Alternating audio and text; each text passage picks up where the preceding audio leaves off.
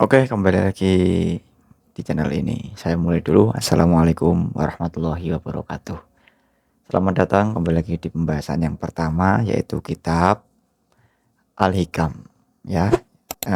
Di mana teman-teman sudah melihat atau menonton penjelasan dari Muqaddimah yang video sebelumnya. Mungkin kalau belum menonton silahkan tonton.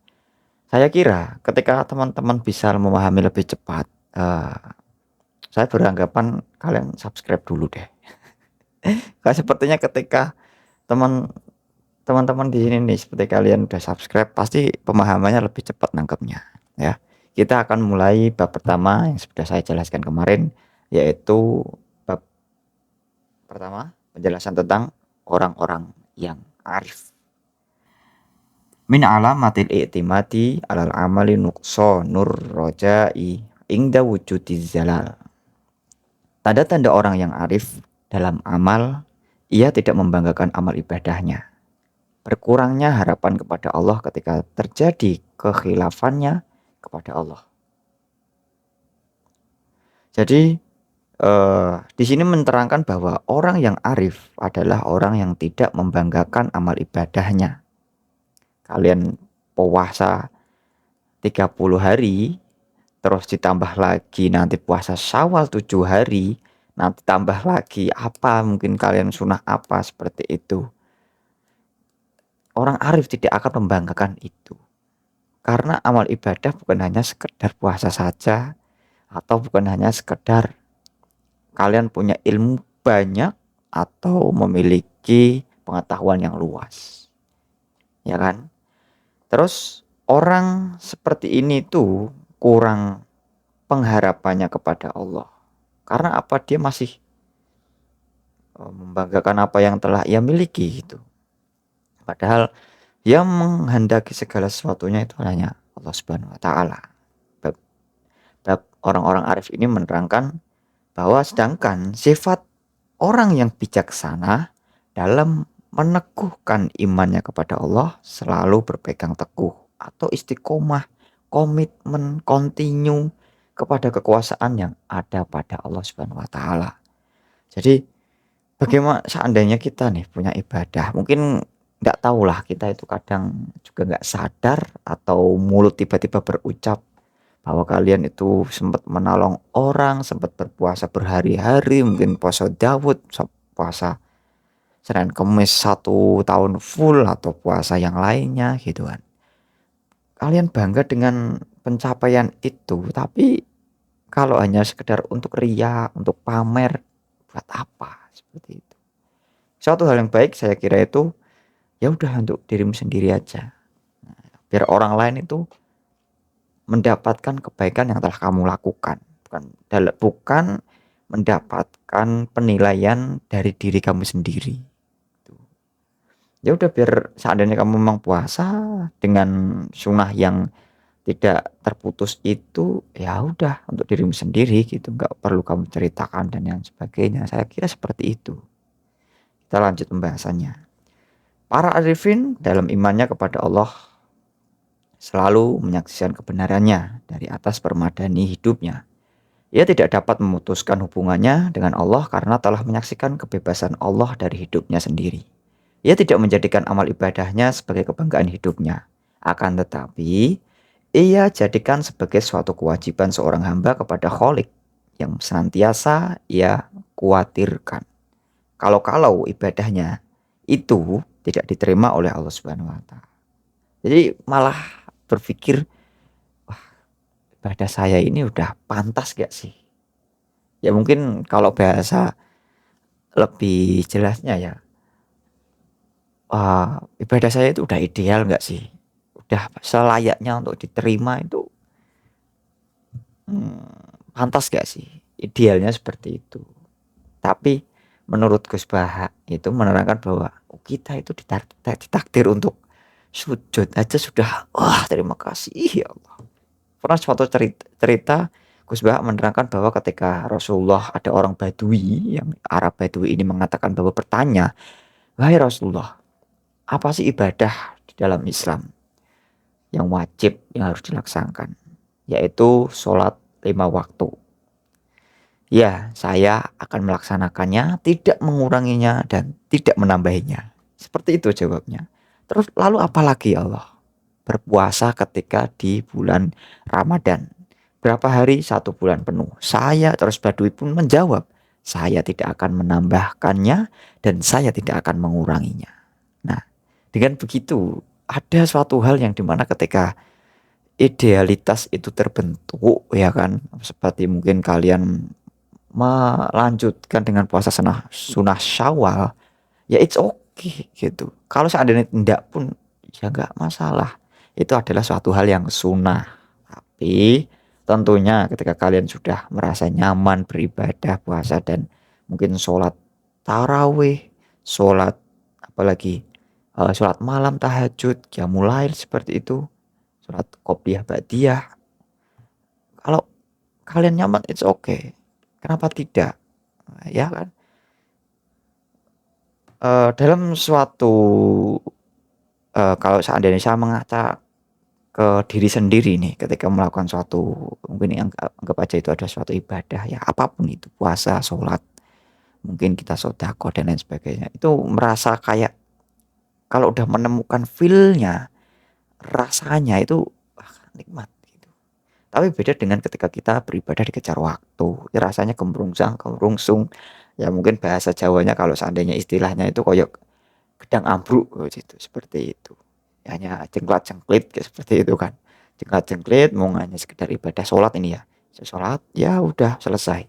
Sama halnya seperti yang puasa kita jalankan hanya di saat ketika kita hanya berpuasa tanpa ada apa angan-angan atau kita ingin apa sih mendapatkan nilai dari puasa itu. Ya udah kita hanya mendapatkan dari dari terbitnya fajar atau terbitnya subuh ini sampai terbenamnya matahari, ini hanya mendapatkan lapar saja, Bro. Otomatis kan ya itu yang kamu dapat ketika kamu hanya melaksanakan puasa hanya begitu saja. Akan tetapi ketika kamu angan-angan, apa sih yang puasa nih?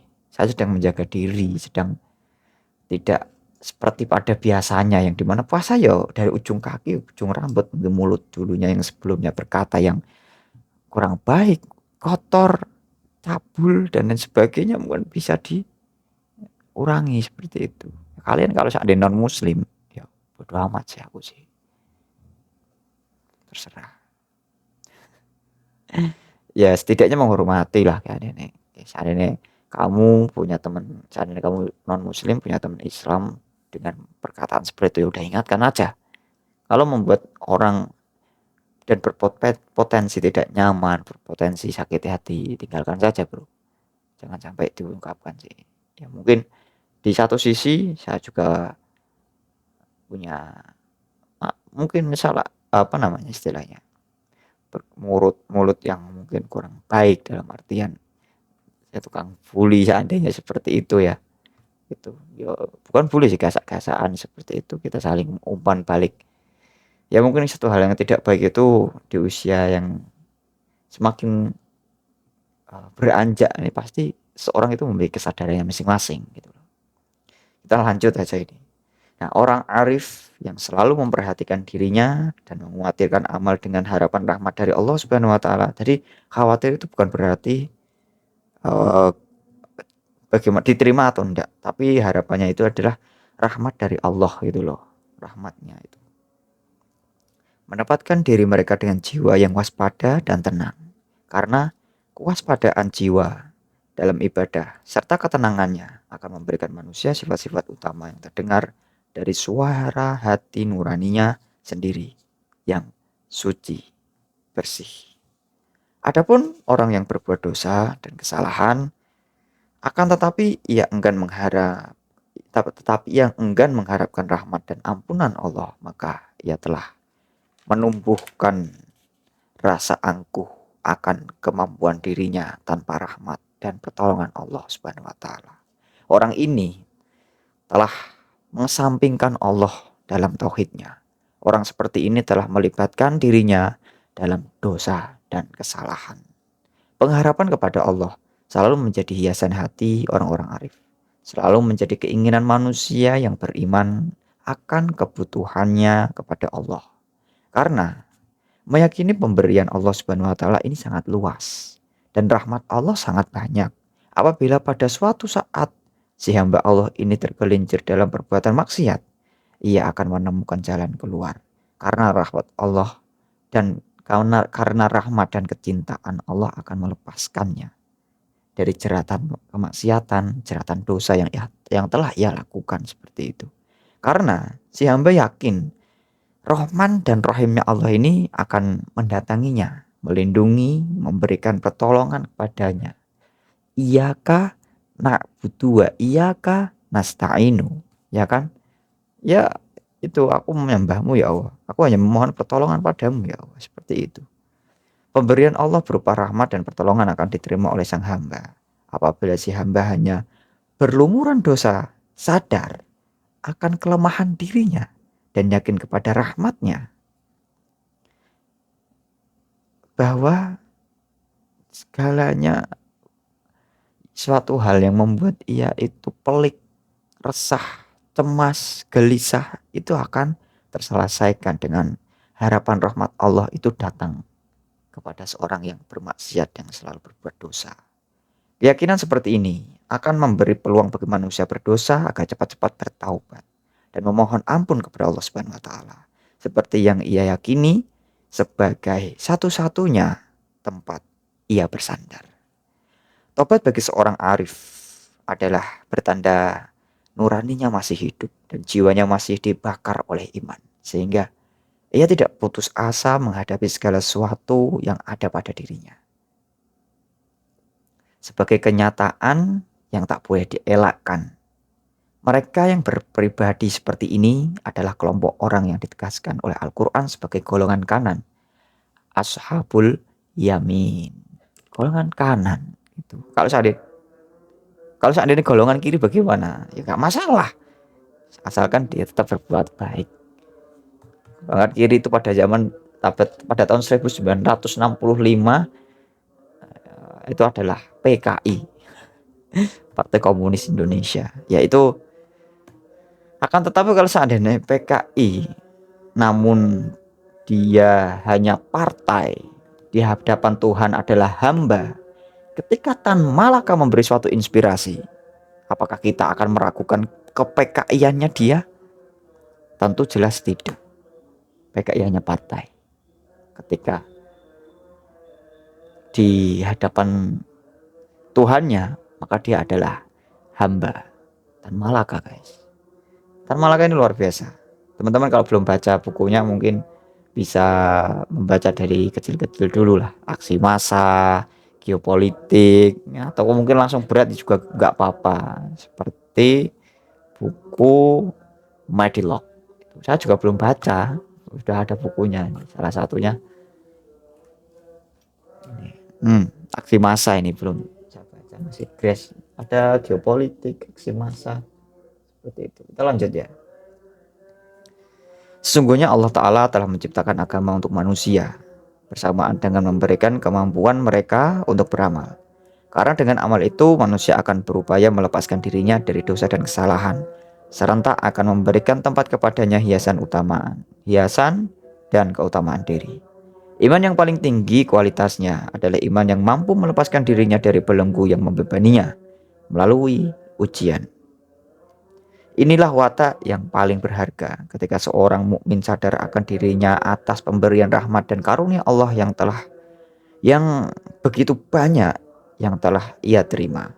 Oleh karena belenggu dosa yang begitu banyak membebani dirinya dan terikat dalam hatinya, membalut dan membuat sulit merasa serah dan masalah selalu datang bertubi-tubi, si hamba tidak merasakan rahmat dan nikmat Allah yang telah banyak diterimanya.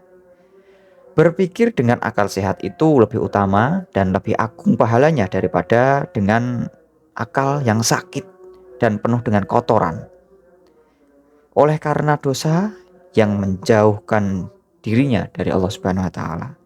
Karena rahmat Allah itu dekat dengan orang yang beriman, orang yang berbuat baik, atau orang yang meyakini bahwa Allah itu Tuhannya, mengaku kita sebagai seorang diri adalah sebagai hambanya saja. Demikian juga ketaatan kepada Allah bukanlah suatu amal yang harus dipamerkan. Ya udah, pamer itu untuk kamu sendiri aja, udah. Atau semisalnya, karena ketaatan adalah hiasan jiwa yang bertahtakan ketulusan di dalamnya. Ketaatan itu sendiri belum menjadi jaminan seorang untuk masuk surga. Karena hal ini memerlukan ujian yang sangat istimewa. Sebab pada dasarnya ketaatan adalah karunia yang sangat mahal harganya bagi hamba Allah yang perlu mendapatkan penjagaan terus-menerus sepanjang hayatnya. Setiap karunia yang menjadi anugerah Allah Subhanahu wa taala, berupa apapun itu yang telah Ia berikan, yang telah Allah berikan nih, terutama jiwa yang taat, adalah merupakan hidayah dari Allah Subhanahu wa taala. Kalian kan mungkin juga notice ya. Nih, saya kembali ke kalimat yang sebelumnya, ketika iman yang paling tinggi kualitasnya adalah iman yang mampu melepaskan dirinya dari belenggu yang membebaninya melalui ujian. Nih, garis bawah ini ya. Saya garis bawah ini, sahabat telot. Jadi iman datang bertubi-tubi, masalah datang bertubi-tubi. Masalah datang silih berganti. Tapi, kamu bisa menyelesaikannya, bro. Mungkin kamu menganggap itu seperti yang udah bahas mungkin di video yang sebelumnya, kamu menganggap, wah, di depan saya ada masalah yang levelnya sudah 7 nih. Tapi kamu sampai detik ini, kamu bisa menyelesaikan masalah yang sebelum-sebelumnya levelnya udah lebih tinggi, 9, 10, 11 dan sampai 100 bahkan. Dan luar biasa.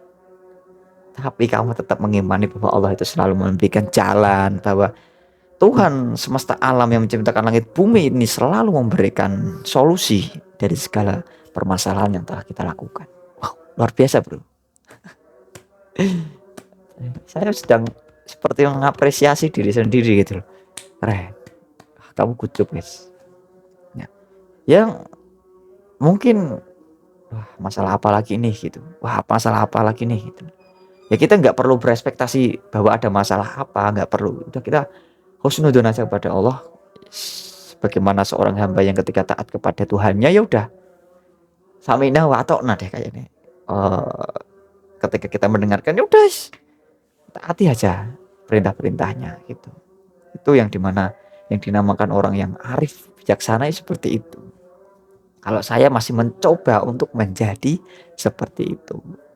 Wallahu a'lam. Soal kearifan kebijaksanaan itu kita nggak tahu, kadang situasi dan kondisi konteksnya, terus umpan papane kalau kata orang Jawa itu, umpan papan panggonan pan panggonan itu kadang kebijaksanaan nggak tahu letaknya itu bagaimana saat apa gitu. Kalau seandainya kita memberikan suatu keputusan, ya ada wajar lah, kemungkinan mesti ada orang yang pro, ada yang kontra, ada yang setuju dan ada yang tidak. Demikian kan. Nah, kita lanjut nih pembahasan. Ya. Meyakini bahwa iman dan ketaatan seorang hamba kepada Kholiknya adalah hidayah Allah, maka seorang hamba yang arif akan selalu memberi bobot jiwanya serta menghindarkan dari dirinya dari kedengkian. Bobot jiwanya serta menghindarkan dari dirinya dengan kedengkian, kesombongan, demikian juga kebanggaan. Sebab sifat yang disebut terakhir akan memberi kesempatan kepada iblis mendapatkan tempat dalam ruang jiwa kita. Hal ini sangat berbahaya, amat sangat sekali bahayanya. Keimanan kepada Allah sebagai penangkal bagi yang mukmin, yang arif billah, adalah perisai yang paling ampuh dan segala yang paling tajam dan senjata yang paling tajam berhadapan dengan musuh Allah dan musuh orang mukmin, yakni iblis. Iblis itu di video sebelumnya mungkin ada saya pernah membahas, yaitu Azazil, yang dimana ketika itu bukan dia itu dianggap ya udah jin, memang jin, Cuman dia adalah jin yang taat pada waktu itu, sampai diangkat derajatnya oleh Allah, taatnya melebihi para malaikat. Akhirnya dia menjadi pemimpinnya malaikat, bukan dari malaikat. Saya ya meyakini bahwa jin ini, Azazil ini memang jin, hamba yang diceritakan dari Nur dan Nar. Itu kan kata-katanya udah 11 12 itu. Nar ketika dikasih apa namanya? Alif munggah ya apa ya? Ya wes alif mat matobi. Kalau Nur jadi wawu matobi ya udah bedanya seperti itu, cahaya dan api sama-sama menyala tapi beda arti. Wah, asik, terima sekali. Wes. Nah, kita lanjut. Jadi ketika sikap apa tadi? Sombong, terus sikap ria, sikap membanggakan diri sendiri itu apa ya? Takjub tuh. Kok takjub? Ujub, takjub kan nganu. Eh takjub iku astagfirullah ya Allah. Astagfirullah apa sih takjub iki? Terkejut. Takjub iku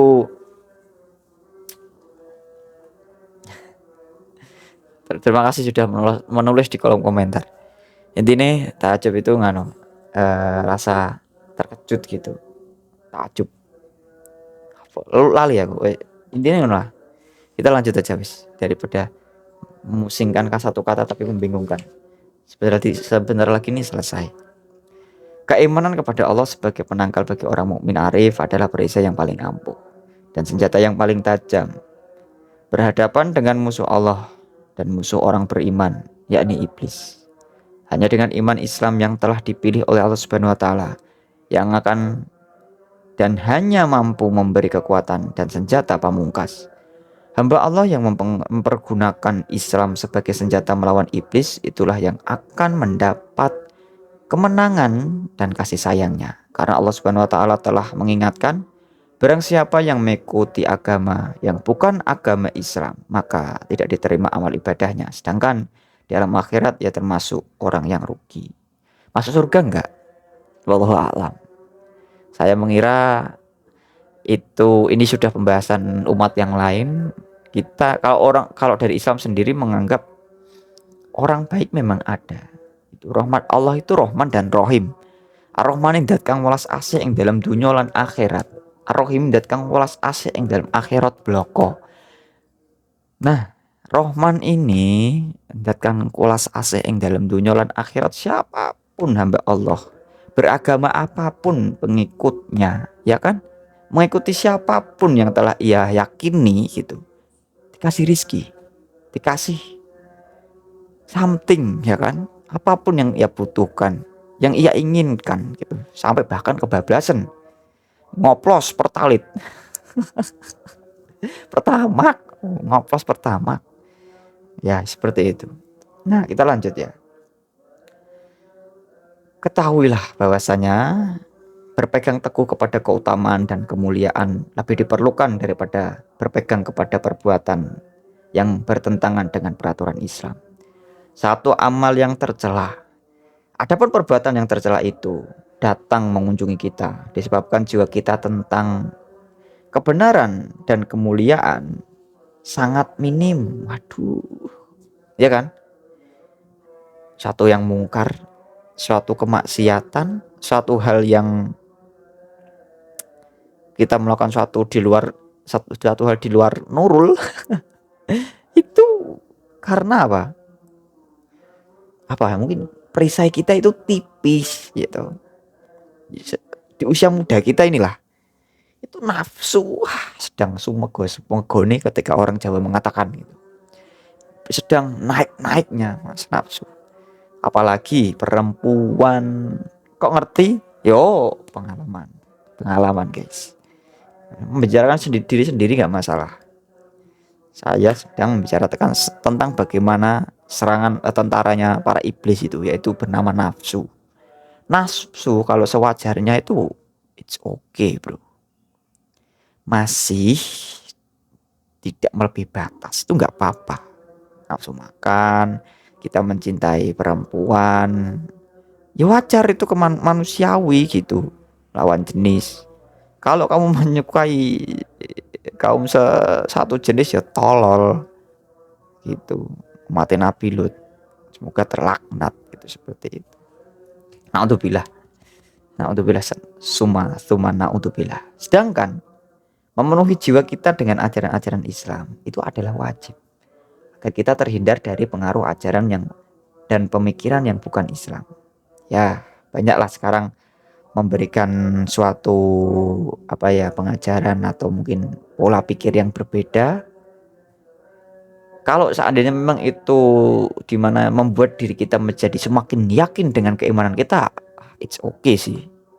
Tapi kalau kamu memahami itu dan kamu malah ragu dengan apa yang telah kamu miliki, yang udah kamu jalani bertahun-tahun, kamu perlu mengingatkan iman dulu, ya kan? Kuatkan dulu iman kamu, beri dinding yang ada batasan di mana oh ini saatnya. Ya udah, saya itu bertuhan, saya melogikanya bahwa Tuhan itu memang ada. Saya memikirkannya bahwa yang saya lakukan itu memang sudah benar. Agama yang sudah disempurnakan untuk menjadi penolong para umat yang sebelum-sebelumnya, yaitu Islam.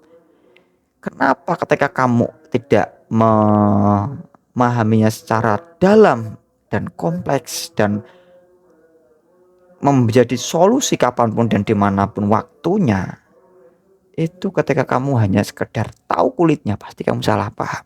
Akhirnya kamu lock out. Summa naudzubillah, ya.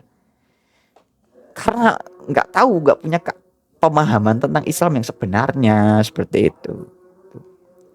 Kalau orang seperti ini kamu ikut, orang seperti ini kamu ikut, orang seperti ya istilah ikut-ikutan doang gitu loh. Jangan. Nanti sodakoh gitu, zakat tuh, bayar pay letter, pay tren, mana duitnya? Ya seperti itu, sedikit bercanda kita ya. Saya alarm. Nah, kita lanjut. Sedangkan memenuhi jiwa kita dengan ajaran Islam itu wajib agar kita tidak terhindar dari pengaruh ajaran dan pemikiran bukan Islam. Agama Islam ini wajib dijadikan hujjatul Islam.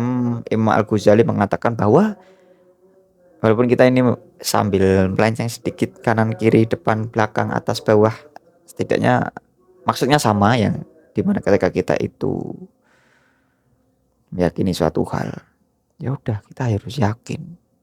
Tuh, berlogika boleh, asalkan jangan sampai menghancurkan keyakinanmu yang sudah benar adanya. Tapi gak masalah kamu meragukan diri, jangan-jangan sing tak melu niki salah. Jangan-jangan yang sudah kamu ikuti itu nggak memberikan apa-apa dalam hidupku. Jangan-jangan agama Islam ini apa nih? Agama yang dimana ketika ada orang-orang atau apa? Silahkan ragukan iman kamu, nggak masalah. Tapi saya harap ketika kamu melakukan seperti itu, belajarlah lagi tentang apa itu Islam yang sebenarnya. Pelajaran apa yang bisa diambil dari di dalamnya. Kalau kamu hanya tahu nih, rukun Islam ada 5, rukun iman ada 6. Hanya itu saja, bahkan kamu juga nggak apal nih poin-poinnya dan apalagi maksudnya. Kamu meragukan imanmu sendiri, ya wajar. Karena kamu masih tolol. Kalau saya pun demikian, berarti saya juga tolol. Aman. Bersih-bersih sendiri nih. Lanjut ya. Orang yang membanggakan amal ibadahnya, berarti ia menyandarkan dirinya hanya pada amal ibadahnya. Tidak diperkenankan dalam syariat Islam, itu nggak boleh. Ya kamu kalau bersandar kepada yang menciptakan langit dan bumi gitu. Hanya semua amal ibadah hanyalah disandarkan kepada Allah Subhanahu wa taala. Karena setiap hamba Allah dan ibadah dan amal adalah karena Allah taala belaka. Selain itu hamba Allah yang diberikan dan beramal. Selain itu hamba Allah yang beribadah dan beramal adalah mencari rahmat dan karunia Allah. Sedangkan yang memiliki rahmat itu adalah Allah Subhanahu wa taala. Yang memberikan rahmat dan rohimnya, Rahman dan Rohimnya, yaitu ada Allah Subhanahu wa Ta'ala. Disebutkan dalam Al-Qur'anul Karim, seharusnya nih ayatnya saya bacakan, tapi karena nggak perlu, saya harus buka Quran dulu, nanti kelamaan pembahasannya, yaitu dengan karunia dan rahmat Allah jugalah hendaklah kamu bergembira karenanya, sebab karunia dan rahmat Allah itu lebih baik daripada apa yang mereka kumpulkan. Kamu tuntun aja bahwa Allah itu yang segalanya yang telah kita miliki, yang telah kita dapatkan. Ya udah, Allah menakdirkan seperti itu. Masalah datang bertubi-tubi silih berganti, tapi kamu tetap bisa masih menyelesaikannya dengan mudah dan lewat aja. Tenang, semuanya pasti berlalu. Berbangga kepada amal ibadah yang telah dilaksanakan sama dengan syirik kepada diri sendiri nih. Karena perbuatan seperti ini selain membanggakan diri, ujub di hadapan Allah Subhanahu wa Ta'ala bahwa ia telah bisa beramal dan beribadah. Ia pun telah mendahului Allah, seakan-akan amal ibadahnya telah diterima oleh Allah Subhanahu wa Ta'ala. Orang seperti ini seakan-akan amal itu datang dari kemampuannya sendiri, lalu mengandalkan amal untuk mencapai tujuan. Orang-orang arif dan bermakrifat kepada Allah Subhanahu wa Ta'ala lebih banyak bersyukur kepadanya karena banyak kesempatan baginya untuk beramal. Dengan rahmat dan kasih sayang itulah ia mampu melaksanakan semua amal ibadahnya dalam kehidupan dunia ini. Titik gitu. Wallahu a'lam bishawab. Besok kita akan membacakan tentang di dalam tajrid. Tajrid itu apa sih janjane? Meninggalkan sebab yang menjadi jalan untuk menemukan apa yang seharusnya dijalankan oleh orang-orang yang shodikin, orang-orang yang benar gitu. Jadi ya seperti itulah yang demikian ketika orang arif, orang bijaksana, orang yang apa istilahnya, punya memiliki idealitas yang baik. Kalau kita melihat peristiwa yang ada di lapangan seperti itu, kenapa sih pemerintah harus melakukan seperti itu? Sepertinya udah kaya, sepertinya sudah banyak hal gitu. Karena dia udah jauh dari kata arif ini, ya kan? Otomatis pasti jauh. Lalu kenapa banyak orang yang sepertinya hidupnya ya biasa-biasa saja, dibilang kaya juga enggak, dibilang miskin juga enggak gitu. Tapi hidupnya seperti damai, tenang, tentrem gitu. Walaupun kita nggak tahu apa masalah apa yang telah ia lakukan, tapi kita melihatnya sepertinya tenang gitu, nggak ada apa-apa. Seperti ada masalah yang mungkin kita nggak tahu, beliau seakan-akan udah lancar saja. Wallahu a'lam gitu. Ya intinya seakan-akan kita bisa mengatakan bahwa wah, kayaknya beliau itu adalah panutan saya. Beliau itu adalah contoh role model gitu di kehidupan nyata saya seperti itu. Entah kamu mengagumi seorang guru ya kan, mengagumi seorang siapalah gitu istilahnya, mungkin intinya guru lah ya. Nah, mau menyebut Habib ini ya nggak tahu lah itu. Ya intinya itu ujung ngece, enggak. Ya intinya segala sesuatunya silahkan kamu cari role modelmu sendiri yang sekiranya itu bisa membuat kamu tumbuh menjadi seperti dia, baik, bermanfaat pada orang lain itu, fauminas ini, atau dimana bisa menjadi contoh untuk kamu menemukan dirimu, menumbuhkan karaktermu. Ya silahkan cari role model kamu sesuai yang kamu, ini aku banget sih, atau ini cocok sih menjadi contoh buat hidupku gitu. Silakan. Karena segala sesuatunya itu kita tidak tahu kita akan menjadi apa, seperti apa. Video ini dibuat tanggal 2 video ini dibuat tanggal 2 Maret ya kan. Kita akan menjadi seperti apa dan apa nanti di 5 tahun yang akan datang di 2 Maret 2030. apakah masih bisa di depan kamera seperti ini atau bagaimana, wallahu a'lam. Mungkin begitu saja, terima kasih, semoga bermanfaat. Apabila ada komentar, mungkin ada tutur kata yang kurang baik atau mungkin penyampaian yang kurang jelas, mohon dimaafkan ya. Minal aidin mungkin ya, wal faizin. Bisa barangkali kalian nonton itu waktu di bulan suci, bulan Idul Fitri, atau enggak saya minta maaf dulu ya nggak masalah. Ya, intinya secara spontanitas pembahasan apapun yang saya bacakan di sini akan pasti melebar kemana-mana begitu. Atau wallahu muwaffiq ila aqwamit thoriq. Terima kasih. Wassalamualaikum warahmatullahi wabarakatuh. And bye.